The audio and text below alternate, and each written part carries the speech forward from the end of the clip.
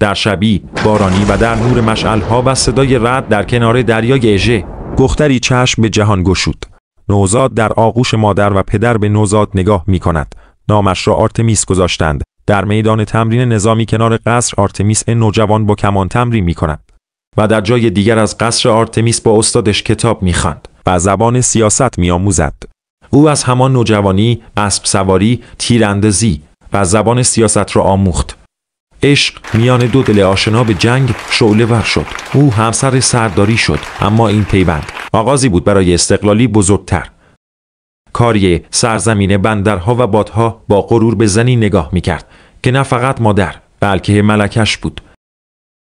وقتی مرگ شریک زندگیش را برد، آرتمیس نگریست، اما نه برای گریه، برای برخاستن. او حالا هم مادر بود، هم فرمان روا. آرتمیس با لباس جنگی مقابل خشایارشاه ایستاد. او تنها زنی بود که در میان فرماندهان بزرگ رایگاه خود را باز کرد. پرچم کاری روی کشتی ها. آرتمیس فرمان می دهد. کشتی های جنگی با دستان یک زن آماده نبرد شدند. اون پیش بینی کرد که تنگه سالامیش سلی است مرگبار. قدم در حال تجهیز، آرتمیس شمشیر به کمر بسته، ولی جنگ بی توجه به هشدارش آغاز شد. میان صخره‌ها و کشتی‌ها درگیری دریایی، دود و شعله. دریا آتش گرفت.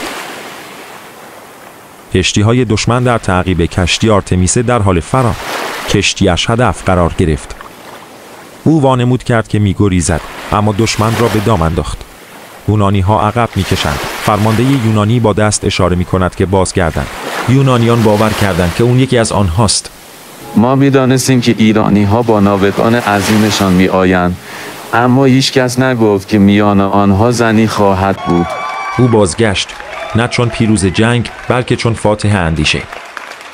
اگر مردانم مانند او بودند دریا تسلیم ما میشد. سالها گذشت. به دخترانش، به نسل‌ها میآموخت که قدرت نه در شمشیر که در تدبیر و نگاه است. آرتمیس رفت، اما نامش روی مچ‌های دریا باقی مانده.